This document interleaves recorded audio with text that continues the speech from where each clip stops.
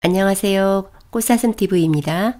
오늘 들려드릴 책은 비상식적 성공법칙, 간다 마사노리 지음, 서승범 옮김, 펴낸 곳, 생각지도입니다.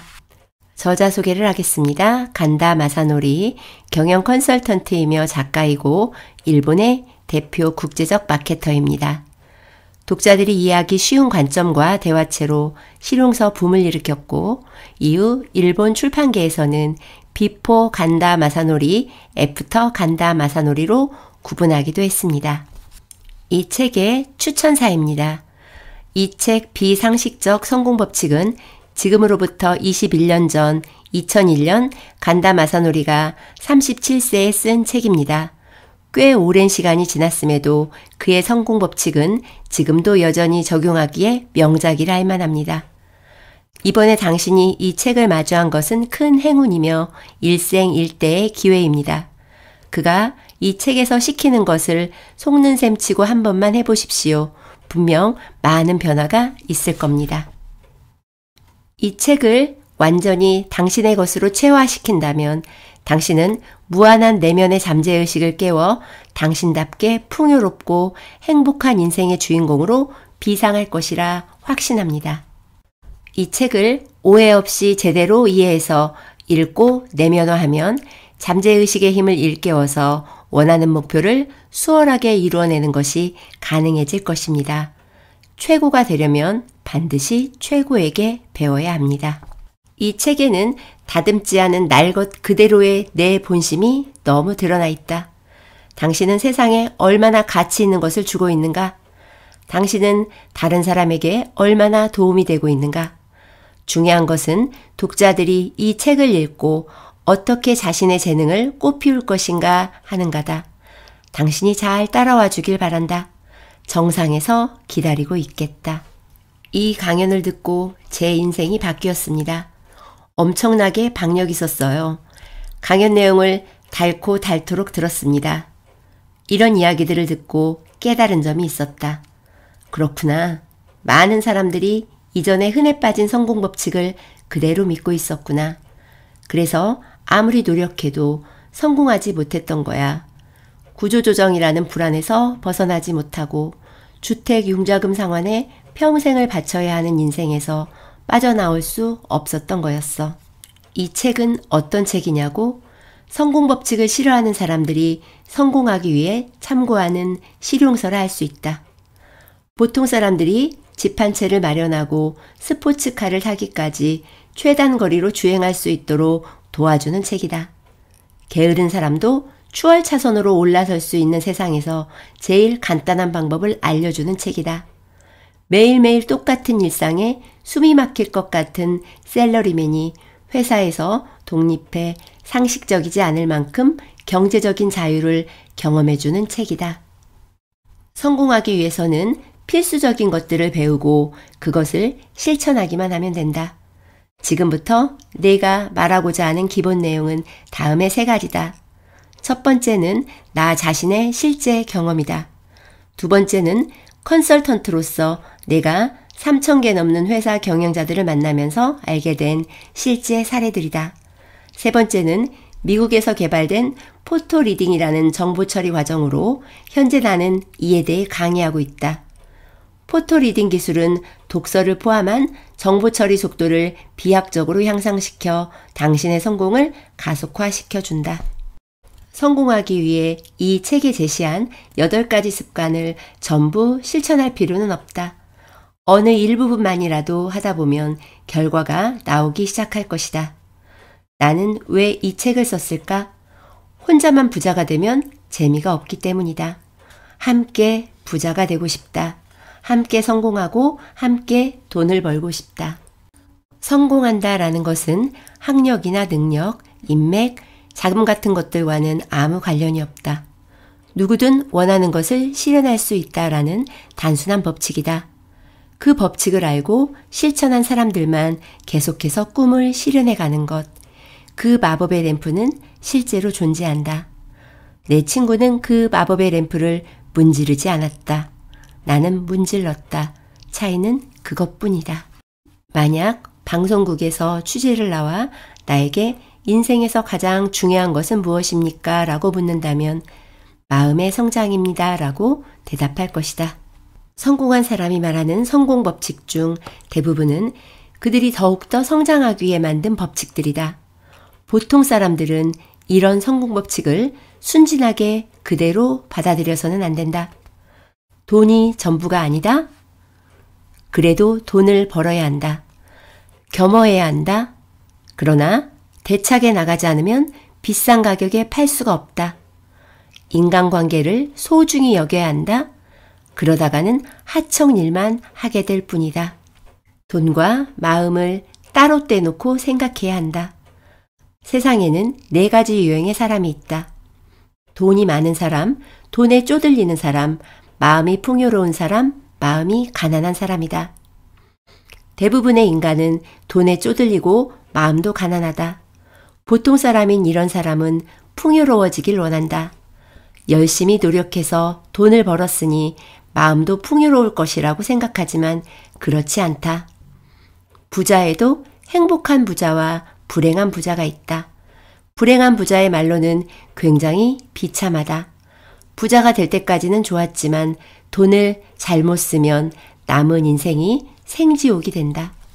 돈과 마음을 동시에 겨냥하는 것이 아니라 일단 돈의 우선순위를 두고 그런 다음에 필사적으로 마음을 연마하는 것이다.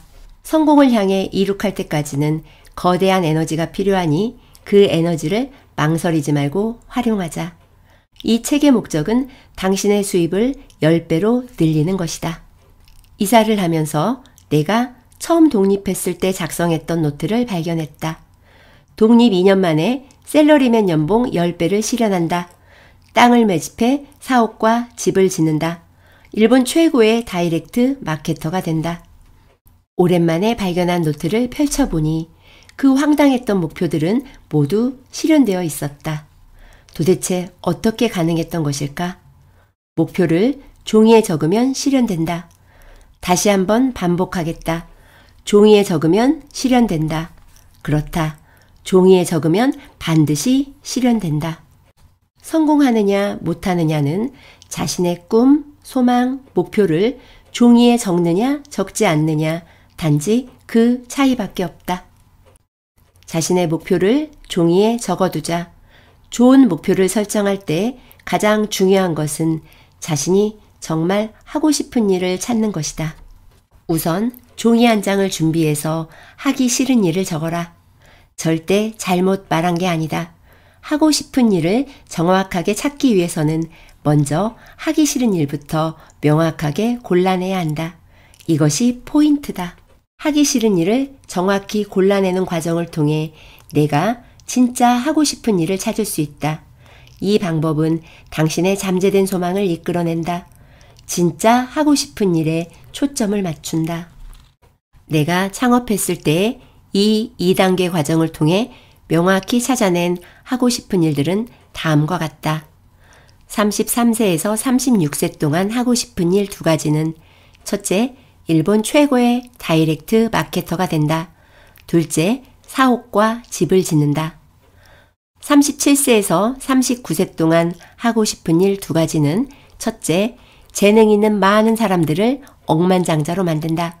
둘째, 사회 공헌을 위한 기금을 마련하고 보람 있는 사업을 시작한다. 지금까지 인간의 뇌는 3%도 사용되지 않았단다.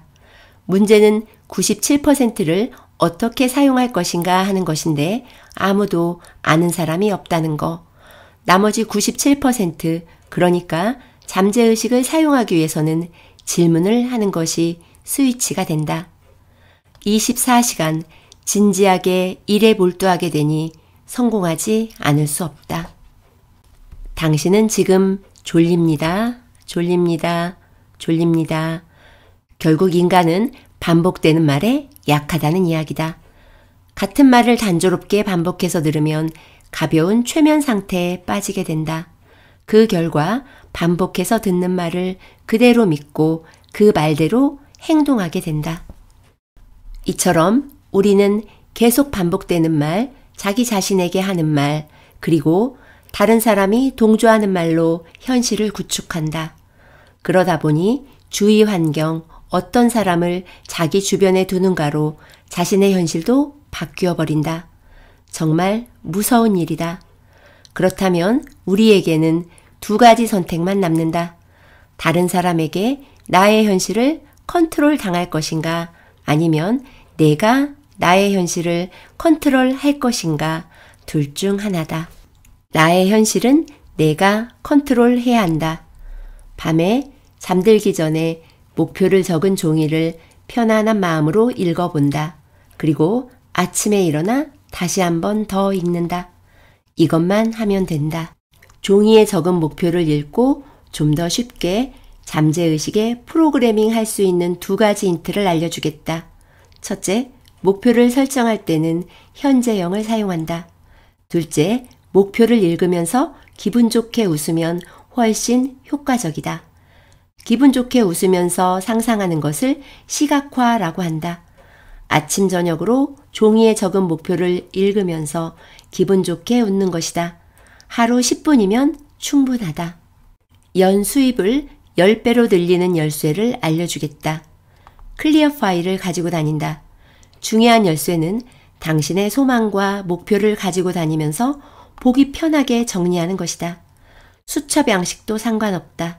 가장 중요한 포인트는 종이에 적은 목표를 언제라도 꺼내보기 쉽도록 잘 정리해두는 것, 그것뿐이다. 클리어 파일을 가지고 다니면 매일 목표를 의식하게 된다. 가능하다면 잠깐이라도 가방에서 클리어 파일을 꺼내 목표를 읽어보라. 그러면 거의 무의식적으로 목표를 달성하기 위해 어떻게 해야 하는가라는 질문을 마음속으로 하게 된다. 당신은 지금 연수입을 10배로 늘리기 위한 프로젝트를 시작한 것이나 마찬가지다. 먼저 목표가 적절한 형식으로 적혀 있는지 확인한다. 그리고 이 목표들을 매일 10개씩 종이에 적는다. 다음은 목표를 설정하는 방법, 스마트 원칙입니다. 목표를 설정할 때는 거창하거나 장기적인 목표만 세울 것이 아니라 몇 개월 혹은 1년 이내에 달성할 수 있는 단기 목표를 세우는 것이다. 장기 목표와 단기 목표를 균형 있게 조절해 설정하면 좌절하지 않고 목표 달성을 향해 나아갈 수 있다. 이때 중요한 것은 단기 목표를 설정하는 방법이다. 스마트의 S, 구체적이다. 연수입을 늘린다처럼 M, 예측 가능하다. 1억 원, 이처럼요. A, 동의하다. 확실히 이 정도의 연수입은 필요하다. R, 현실적이다. 이 정도는 달성 가능한 수치다. T, 길이 명확하다. 내년 1월 10일까지. 목표 달성을 잘 해내는 사람은 일단 목표가 달성되면 종이에 적은 목표 옆에 도장을 찍고 완료를 선언하거나 자축하는 습관이 있다. 자, 스마트 원칙에 따른 목표 설정 방법을 이해했다면 이제부터는 그 목표들을 매일 밤 수첩에 10개씩 적는다. 이 작업을 통해 우리는 목표를 보다 확실하게 달성하고 기간도 단축할 수 있다. 유명 컨설턴트 브라이언 트레이시로부터 힌트를 얻은 방법이다. 아주 간단하면서도 실제로 해보면 상당한 효과가 있어서 나도 3년 동안 이 방법을 사용했다. 10개를 다 적은 후엔 가장 중요한 목표 하나에 동그라미 표시를 한다. 중요한 목표란 그 목표가 실현되면 나머지 다른 목표들도 모두 실현되는 목표를 말한다. 그중 가장 중요한 목표는 무엇인가? 자신의 에너지를 집중적으로 써야 할 단 하나의 목표에 한 걸음이라도 다가가려면 오늘 무엇을 해야 할까? 무엇이든 내가 할 수 있는 일을 적어본다. 처음 얼마 동안은 매일 밤 목표 10개를 적는데 10분에서 15분 정도의 시간이 걸릴지 모른다. 하지만 10일 후에는 4, 5분이면 충분하다. 또한 처음에는 목표가 자꾸 바뀌지만 하다 보면 자기가 정말 달성하고 싶은 목표들만 반복해서 적을 수 있게 된다. 당신의 CPU는 무엇인가? 바로 셀프 이미지다. 내가 생각하는 나. 자기 스스로 평범한 사람이라는 이미지를 가지고 있는 한 당신은 성공할 수 없다. 내가 원하는 나가 되려면 제일 먼저 셀프 이미지를 개선해야 한다. 나는 그래서 만든 직함이 바로 슈퍼 에너자이징 티처였다. 에너자이징이란 사람들에게 에너지를 준다는 의미이다. 슈퍼 열혈 교사라고나 할까? 셀프 이미지를 바꿨더니 자꾸 힘이 솟았다. 직함을 만든 뒤에 새로 만든 직함을 종이에 적어두고 매일 아침 저녁으로 바라보면 된다. 할 일은 그것뿐이다. 1단계 나만의 직함을 만들어라. 2단계 직함에 어울리는 복장, 헤어스타일 등 외모를 시도하라. 제1습관에서 확고한 목표를 세웠다. 제2습관에서는 그 목표를 잠재의식에 프로그래밍했다. 제3습관에서는 그 프로그래밍이 작동되도록 자신의 셀프 이미지를 개선했다. 큰 성공을 이룬 경영자들의 이야기를 들어보면 경영은 센스이며 이는 후천적으로 얻어지는 것이 아니다 라고 말한다. 솔직히 말해서 보통 사람은 노력해봐야 헛수고라는 얘기다. 그런데 그런 경영자들에게 당신은 타고난 센스를 어떻게 키울 수 있었습니까? 라고 물어보면 하나의 공통점을 발견하게 된다. 바로 책을 많이 읽는다 라는 것이다. 내 경험에 의하면 3가지 방법이 있다. 첫 번째는 경영자들과 마찬가지로 책과의 만남이고 2번째는 사람과의 만남이다. 3번째 방법은 바로 오디오와의 만남이다. 단기간에 성공한 기업가들을 관찰한 결과 이동 시간 중에 그들은 하나같이 오디오를 듣는다는 사실을 알게 되었다. 오디오를 들으면서 얻는 효과는 단순히 지식이 드는 것만이 아니다. 지식과 더불어 시간을 벌고 발성력의 행동력까지 늘어나는 엄청난 효과가 있다. 오디오를 듣는 습관을 들이면 1년에 12개월이 14개월로 늘어난다.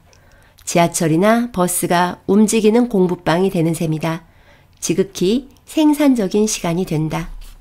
집중해서 제대로 듣지 못했다고 걱정할 필요는 없다. 오히려 멍하게 있을 때일수록 뇌파가 알파파 상태가 되기 때문에 잠재의식 속으로 지식이 곧바로 들어가게 된다. 잠재의식에 지식이 들어가면 그것은 행동을 변화시킨다. 어쨌거나 이어폰을 귀에 꽂아라. 외출할 때도 이어폰이 필수다. 부자가 되고 싶다면 부자와 어울리는 것이 중요하다.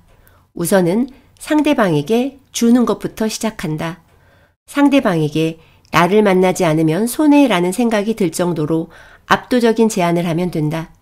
성공한 사람들은 성공한 사람들끼리 연결되어 있다. 자기보다 높은 수준의 사람을 만나면 내 눈앞의 세상이 바뀐다.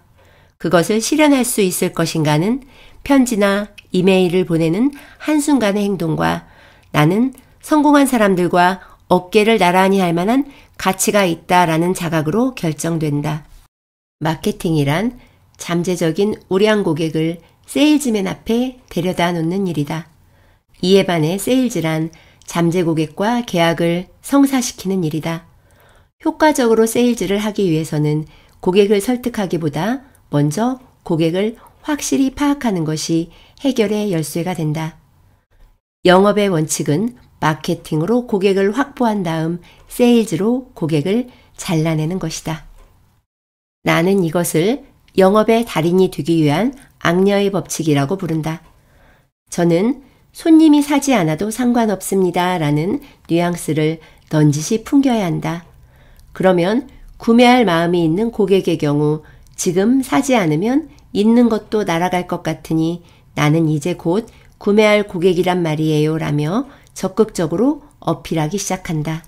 이 원리 원칙을 완전히 습득하면 머리를 숙이고 부탁하는 영업은 할 필요가 없다. 고객 쪽에서 먼저 팔아달라고 부탁하는 임금님 영업을 할 수 있다. 그래서 이 기술을 익히면 당신은 최대한 수입과 마음의 안정을 동시에 얻을 수 있다. 세일즈의 목적은 상대방을 설득하는 것이 아니다. 상대방이 구매할 확률이 높은지 아닌지를 판단하는 것이다. 따라서 세일즈맨은 구매할 확률이 높은 고객에게만 시간을 할애하고 구매할 확률이 낮은 고객은 지체하지 말고 거절해야 한다. 결국 상담의 포인트는 딱 하나. 설득할 필요가 있는 고객인지 아닌지를 판단하는 것뿐이다. yes라고 말할 고객을 좀 더 일찍 만나기 위해서는 no라고 말하는 고객에게 시간을 허비해서는 안 된다. 거래하고 싶지 않은 고객을 확실히 골라내라.